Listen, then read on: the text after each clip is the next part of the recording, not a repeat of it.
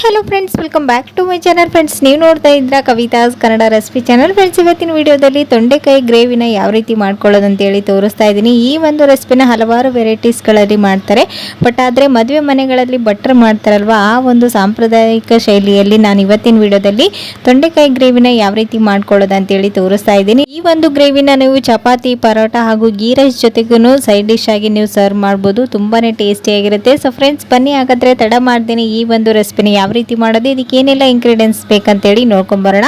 So ಮೊದಲೇದಾಗಿ ನೋಡ್ತಾ ಇರ್ಬೋದು, ಇಲ್ಲಿ ನಾನು 250 ಗ್ರಾಮ್ನಷ್ಟು ತೊಂಡೆಕಾಯಿನ ತಗೊಂಡಿದ್ದೀನಿ. ಇದನ್ನ ಒಂದ್ಸರಿ ಚೆನ್ನಾಗಿ ವಾಶ್ ಮಾಡಿ ಸೆಂಟ್ರಲ್ಲಿ ಈ ರೀತಿ ಪ್ಲಸ್ ಆಕಾರದಲ್ಲಿ ನೀವು ಕಟ್ ಮಾಡಿ ತಗೊಳ್ಬೇಕು. ಇವಾಗ ಇದನ್ನ ಫ್ರೈ ಮಾಡೋದಕ್ಕೆ ನಾನು ಇಲ್ಲಿ ಒಂದು ಪ್ಯಾನ್ಗೆ 1-2 ಟೇಬಲ್ ಸ್ಪೂನ್ ಅಷ್ಟು ಎಣ್ಣೆನ ಹಾಕಿದ್ದೀನಿ.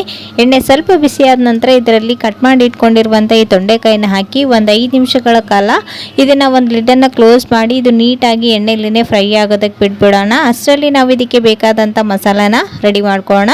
ಸೊ ಇಲ್ಲಿ ನೋಡ್ತಾ ಇದ್ರೆ ಒಂದು ಮಿಕ್ಸಿ ಜಾರನ್ನು ತೊಗೊಂಡಿದ್ದೀನಿ. ಅದಕ್ಕೆ ನಾನಿಲ್ಲಿ ಒಂದು ದೊಡ್ಡ ಸೈಜ್ ಟೊಮೆಟೊನ ಈ ರೀತಿ ದೊಡ್ಡದಾಗಿ ಕಟ್ ಮಾಡಿ ಸೇರಿಸ್ಕೊಳ್ತಾ ಇದ್ದೀನಿ. ಹಾಗೆಯೇ ಒಂದು ಈರುಳ್ಳಿನೂ ಕೂಡ ಹಾಕೊಳ್ತಾ ಇದ್ದೀನಿ. ನಂತರ ಇದಕ್ಕೆ 2 ಟೇಬಲ್ ಸ್ಪೂನ್ ಅಷ್ಟು ಹುರಿದಿಟ್ಕೊಂಡಿರುವಂಥ ಶೇಂಗಾ ಹಾಗೂ 1 ಟೇಬಲ್ ಸ್ಪೂನ್ ಅಷ್ಟು ಧನಿಯಾ ಕಾಳನ್ನು ಸೇರಿಸ್ಕೊಳ್ತಾ ಇದ್ದೀನಿ. ನಂತರ ಇದಕ್ಕೆ ಒಂದು ಅರ್ಧ ಟೇಬಲ್ ಸ್ಪೂನ್ ಅಷ್ಟು ಜೀರಿಗೆನೂ ಕೂಡ ಸೇರಿಸ್ಕೊಂಡ ನಂತರ ಇದಕ್ಕೆ ಒಂದು ಅರ್ಧ ಟೇಬಲ್ ಸ್ಪೂನ್ ಅಷ್ಟು ಎಳ್ಳನ್ನು ಕೂಡ ಹಾಕೊಳ್ತಾ ಇದ್ದೀನಿ. ನಂತರ ಒಂದು ಸ್ವಲ್ಪ ಮಸಾಲ ಐಟಮ್ಸ್ಗಳನ್ನು ಆ್ಯಡ್ ಮಾಡ್ತಾ ಇದ್ದೀನಿ. ಚಕ್ಕೆ, ಲವಂಗ ಹಾಗೂ ಏಲಕ್ಕಿ, ಒಂದು 4-5 ಕಾಳು ಮೆಣಸನ್ನು ಕೂಡ ಸೇರಿಸ್ಕೊಳ್ತಾ ಇದ್ದೀನಿ. ಇವೆಲ್ಲ ಮಸಾಲ ಹಾಕೋದ್ರಿಂದ ಇದರ ಟೇಸ್ಟ್ ಇನ್ನೂ ಚೆನ್ನಾಗಿರುತ್ತೆ. ಸೊ ಲಾಸ್ಟಲ್ಲಿ ಸ್ವಲ್ಪ ಹಸಿ ಕೊಬ್ಬರಿನ ಈ ರೀತಿ ಚಿಕ್ಕದಾಗಿ ಕಟ್ ಮಾಡಿ ಸೇರಿಸ್ಕೊಂಡಿದ್ದೀನಿ. ಒಂದು ಸ್ವಲ್ಪ ಹಸಿ ಅಲ್ಲ ಹಾಗೇನೆ ಬೆಳ್ಳುಳ್ಳಿನ ಸೇರಿಸ್ಕೊಳ್ತಾ ಇದ್ದೀನಿ. ನೀವು ಅಲ್ಲ ಬೆಳ್ಳುಳ್ಳಿ ಪೇಸ್ಟ್ ಇದ್ರೆ ಅದನ್ನೇ ಡೈರೆಕ್ಟಾಗಿ ನೀವು ಗ್ರೇವಿಯಲ್ಲಿ ಸೇರಿಸ್ಕೊಳ್ಬೋದು.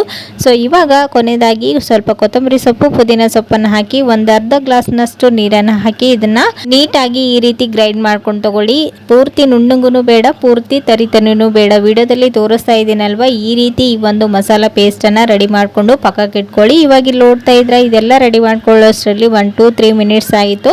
ಇವಾಗ ಈ ಕಡೆ ತೊಂಡೆಕಾಯಿನ ನಾವು ಫ್ರೈ ಆಗೋದಕ್ಕೆ ಇಟ್ಟಿದ್ವಲ್ವ, ಇದನ್ನು ಕೂಡ ಅಷ್ಟೇ ನೋಡ್ತಾ ಇರ್ಬೋದು ಎಷ್ಟು ಚೆನ್ನಾಗಿ ಫ್ರೈ ಆಗಿದೆ ಅಂತ. ಇವಾಗ ಇದನ್ನ ಆಯಿಲಿಂದ ಸಪ್ರೇಟ್ ಮಾಡಿ ಒಂದು ಪ್ಲೇಟಲ್ಲಿ ತೆಗೆದಿಟ್ಕೊಳ್ಳೋಣ. ಇವಾಗ ಮಸಾಲ ಪೇಸ್ಟ್ ಕೂಡ ರೆಡಿ ಆಗಿದೆ ಮತ್ತು ತೊಂಡೆಕಾಯಿ ಕೂಡ ನೀಟಾಗಿ ಫ್ರೈ ಆಗಿದೆ. ಇವಾಗ ಇದಕ್ಕೆ ಒಗ್ಗರಣೆನ ರೆಡಿ ಮಾಡ್ಕೊಳ್ಳೋಣ. ಇವು ನೋಡ್ತಾ ಇದ್ರೆ ನಾನು ಅದೇ ಪ್ಯಾನ್ಗೆ ಒಂದು 5-6 ಟೇಬಲ್ ಸ್ಪೂನ್ ಅಷ್ಟು ಎಣ್ಣೆನ ಹಾಕಿದ್ದೀನಿ. ಎಣ್ಣೆ ಕಾದ ನಂತರ ಇದಕ್ಕೆ ಒಂದು ಸ್ವಲ್ಪ ಸಾಸಿವೆ, ಜೀರಿಗೆ ಹಾಗೂ ಕರಿಬೇವು ಸೊಪ್ಪು ಹಾಗೆಯೇ ಒಂದು 4 ಹಸಿಮೆಣಸಿನಕಾಯಿನ ಈ ರೀತಿ ಉದ್ದುದ್ದಾಗಿ ಕಟ್ ಮಾಡಿ ಸೇರಿಸ್ಕೊಳ್ತಾ ಇದ್ದೀನಿ. ಇದು ಆಪ್ಷನಲ್, ನಿಮ್ಗೆ ಇಷ್ಟ ಇದ್ರೆ ಸೇರಿಸ್ಕೊಳ್ಳಿ, ಇಲ್ಲಾಂದ್ರೆ ಸ್ಕಿಪ್ ಕೂಡ ಮಾಡ್ಬೋದು. ಇವಾಗ ಇಲ್ಲಿ ನೋಡ್ತಾ ಇದ್ರೆ ಇದೆಲ್ಲವೂ ಚೆನ್ನಾಗಿ ಫ್ರೈ ಆದ ನಂತರ ಇದಕ್ಕೆ ನಾವು ಮೊದಲಿಗೆ ರುಬ್ಬಿ ಇಟ್ಕೊಂಡಿರುವಂತಹ ಈ ಬೆಳ್ಳುಳ್ಳಿ ಮಸಾಲ ಪೇಸ್ಟ್ ಇತ್ತಲ್ವ, ಸೊ ಅದನ್ನು ಸೇರಿಸ್ಕೊಂಡು ಚೆನ್ನಾಗಿ ಇದನ್ನ ಹಸಿ ವಾಸನೆ ಹೋಗೋವರೆಗೂ ನೀಟಾಗಿ ಎಣ್ಣೆಲೇನೆ ಫ್ರೈ ಮಾಡ್ಕೊಳ್ಬೇಕು. ಒಂದು 2 ಮಿನಿಟ್ಸ್ವರೆಗೂ ಇದು ಆಯಿಲಲ್ಲಿನೇ ನೀಟಾಗಿ ಫ್ರೈ ಆದ್ರೇ ಈ ಗ್ರೇವಿಗೆ ಒಂದೊಳ್ಳೆ ಟೇಸ್ಟ್ ಇರುತ್ತೆ. ಸೊ ಇವಾಗ ಲಿಡ್ನ ಕ್ಲೋಸ್ ಮಾಡಿ 1-2 ಮಿನಿಟ್ಸ್ ಇದನ್ನು ಬೇಯೋದಕ್ಕೆ ಬಿಟ್ಟಿದ್ದೀನಿ. ಸೊ ನೋಡ್ತಾ ಇರ್ಬೋದು ಈ ರೀತಿ ಆಯಿಲ್ ಸಪ್ರೇಟ್ ಆಗ್ತಾ ಇದೆ ಅಂದಾಗ ಇದಕ್ಕೆ ಉಳಿದಿರತಕ್ಕಂಥ ಮಸಾಲಾನ ಸೇರಿಸ್ಕೊಳ್ಳೋದು. ಇವಾಗ ಇದಕ್ಕೆ ನಾನಿಲ್ಲಿ 1 ಟೇಬಲ್ ಸ್ಪೂನ್ ಅಷ್ಟು ಧನಿಯಾ ಪೌಡರ್ ಹಾಗೆಯೇ ಒಂದು ಅರ್ಧ ಟೇಬಲ್ ಸ್ಪೂನ್ ಅಷ್ಟು ಅರಿಶಿನ ಪುಡಿ ಹಾಗೆ ಖಾರಕ್ಕೆ ಎಷ್ಟು ಬೇಕಷ್ಟು ನೋಡಿಕೊಂಡು ನೀವು ಚಿಲ್ಲಿ ಪೌಡರ್ನ ಸೇರಿಸ್ಕೊಳ್ಳಿ. ನಾನಿಲ್ಲಿ 2 ಟೇಬಲ್ ಸ್ಪೂನ್ ಅಷ್ಟು ಚಿಲ್ಲಿ ಪೌಡರ್ ಹಾಗೆಯೇ 1 ಟೇಬಲ್ ಸ್ಪೂನ್ ಅಷ್ಟು ಗರಂ ಮಸಾಲಾನ ಸೇರಿಸ್ಕೊಂಡಿದ್ದೀನಿ. ಲಾಸ್ಟಲ್ಲಿ ಇದಕ್ಕೆ ರುಚಿಗೆ ತಕ್ಕಷ್ಟು ಉಪ್ಪನ್ನು ಕೂಡ ಸೇರಿಸ್ಕೊಂಡು ಒಂದ್ಸಲ ಈ ಮಸಾಲ ಗ್ರೇವಿ ಜೊತೆಗೆ ಹೊಂದ್ಕೊಳ್ಳುವಾಗೆ ನೀಟಾಗಿ ಈ ರೀತಿ ಆಯಿಲಲ್ಲಿನೇ ಮಿಕ್ಸ್ ಮಾಡ್ಕೊಳ್ಳಿ. ಈ ರೀತಿ ಮಿಕ್ಸ್ ಮಾಡ್ಕೊಂಡ ನಂತರ ನಾವು ಮೊದಲಿಗೆ ಫ್ರೈ ಮಾಡಿ ಇಟ್ಕೊಂಡಿರುವಂತಹ ಈ ತೊಂಡೆಕಾಯಿನೂ ಕೂಡ ಹಾಕ್ಕೊಂಡು ಅದನ್ನು ಕೂಡ ಅಷ್ಟೇ ಅದರಲ್ಲಿ ಸೆಂಟ್ರಲ್ಲಿ ಕಟ್ ಮಾಡ್ಕೊಂಡಿದ್ವಲ್ವ, ಅದರ ಒಳಗಡೆ ಎಲ್ಲನೂ ಈ ಮಸಾಲ ನೀಟಾಗಿ ಕೋಟಿಂಗ್ ಆಗಬೇಕು. ಆ ರೀತಿಯಾಗಿ ಇದನ್ನು ಒಂದ್ಸಲ ಡ್ರೈ ಆಗಿನೇ ನೀಟಾಗಿ ಈ ರೀತಿ ಮಿಕ್ಸ್ ಮಾಡಿಕೊಂಡು ಫ್ರೈ ಮಾಡ್ಕೊಳ್ಳಿ. ಇವಾಗ ಇಲ್ಲಿ ನೋಡ್ತಾ ಇದ್ರೆ ಈ ಮಸಾಲೆ ಜೊತೆಗೆ ತೊಂಡೆಕಾಯಿ ಎಲ್ಲನೂ ನೀಟಾಗಿ ಹೊಂದ್ಕೊಂಡಿದೆ. ಇವಾಗ ಮಿಕ್ಸಿ ಜಾರಲ್ಲಿ 1 ಗ್ಲಾಸ್ನಷ್ಟು ನೀರನ್ನು ಹಾಕಿ ತೊಂಡೆಕಾಯಿ ಕುದಿಯೋದಕ್ಕೆ ಎಷ್ಟು ನೀರು ಬೇಕಷ್ಟು ನೋಡಿಕೊಂಡು ನೀವು ನೀರನ್ನು ಸೇರಿಸ್ಕೊಳ್ಳಿ. ಇವಾಗ ಇಲ್ಲಿ ನೋಡ್ತಾ ಇದ್ರೆ ನಾನು 1 ಗ್ಲಾಸ್ನಷ್ಟು ನೀರನ್ನು ಸೇರಿಸ್ಕೊಂಡು ಇವಾಗನೇ ಟೇಸ್ಟನ್ನು ನೋಡಿಕೊಂಡು ಉಪ್ಪು ಖಾರನ ಬ್ಯಾಲೆನ್ಸ್ ಮಾಡ್ಕೊಳ್ಳಿ. ಇವಾಗ ಇಲ್ಲಿ ನೋಡ್ತಾ ಇದ್ರೆ 1 ಗ್ಲಾಸ್ನಷ್ಟು ನೀರನ್ನು ಹಾಕಿ ಚೆನ್ನಾಗಿ ಮಿಕ್ಸ್ ಮಾಡಿ ಇದನ್ನ ಒಂದು 5 ಮಿನಿಟ್ ವರೆಗೂ ಒಂದು ಲಿಡ್ಡನ್ನು ಕ್ಲೋಸ್ ಮಾಡಿ ಕುದಿಯೋದಕ್ಕೆ ಬಿಡಬೇಕು. ನಿಮಗೆ ಗ್ರೇವಿ ಥಿಕ್ನೆಸ್ ನೋಡಿಕೊಂಡು ನೀವು ನೀರನ್ನು ಸೇರಿಸ್ಕೊಳ್ಬೇಕಾಗತ್ತೆ. ಇದನ್ನು ನೀವು ರೈಸ್ ಜೊತೆಗೆ ಸರ್ವ್ ಮಾಡಬೇಕಾದ್ರೆ ಇನ್ನು ಸ್ವಲ್ಪ ತೆಳುವಾಗಿ ಮಾಡ್ಕೊಳ್ಳಿ. ನೀವು ಪರಾಟ, ಚಪಾತಿ ಜೊತೆಗೆ ಸರ್ವ್ ಮಾಡಿದರೆ ಇಷ್ಟೇ ಥಿಕ್ನೆಸ್ ಸಾಕಾಗುತ್ತೆ. ಸೊ ಇವಾಗ ನೋಡ್ತಾ ಇರ್ಬೋದು ಒಂದು 5 ಮಿನಿಟ್ಸ್ ಬೇಯಿಸ್ಕೊಂಡ ನಂತರ ನೋಡ್ತಾ ಇದ್ದೀರಾ ಇಲ್ಲಿ ಯಾವ ರೀತಿ ಸಪ್ರೇಟ್ ಆಗಿದೆ ಅಂತ.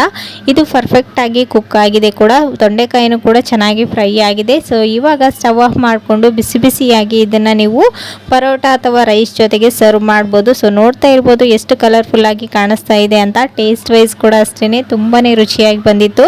ನೀವು ಕೂಡ ಮನೆಯಲ್ಲಿ ಒಂದ್ಸರಿ ಟ್ರೈ ಮಾಡಿ ಹೇಗೆ ಬಂತು ಅಂತೇಳಿ ನನಗೆ ಕಮೆಂಟಲ್ಲಿ ತಿಳಿಸಿ, ಓಕೆನಾ. ಸೊ ಫ್ರೆಂಡ್ಸ್, ನೋಡಿದ್ರಲ್ವಾ ಇವತ್ತಿನ ಈ ಒಂದು ತೊಂಡೆಕಾಯಿ ಗ್ರೇವಿ ರೆಸಿಪಿ ನಿಮಗೂ ಕೂಡ ಖಂಡಿತ ಇಷ್ಟ ಆಯ್ತು ಅಂತ ಅಂದ್ಕೊಂಡಿದ್ದೀನಿ. ಇಷ್ಟ ಆದರೆ ಪ್ಲೀಸ್ ಒಂದು ಲೈಕ್ ಕೊಡೋದನ್ನು ಮರಿಬೇಡಿ. ಮತ್ತು ನಾಳೆ ಹೊಸ ರೆಸಿಪಿಯೊಂದಿಗೆ ಮತ್ತೆ ನಿಮ್ಮನ್ನ ಮೀಟ್ ಮಾಡ್ತೀನಿ ಫ್ರೆಂಡ್ಸ್. ಅಲ್ಲಿವರೆಗೂ ಟೇಕ್ ಕೇರ್, ಬಾಯ್.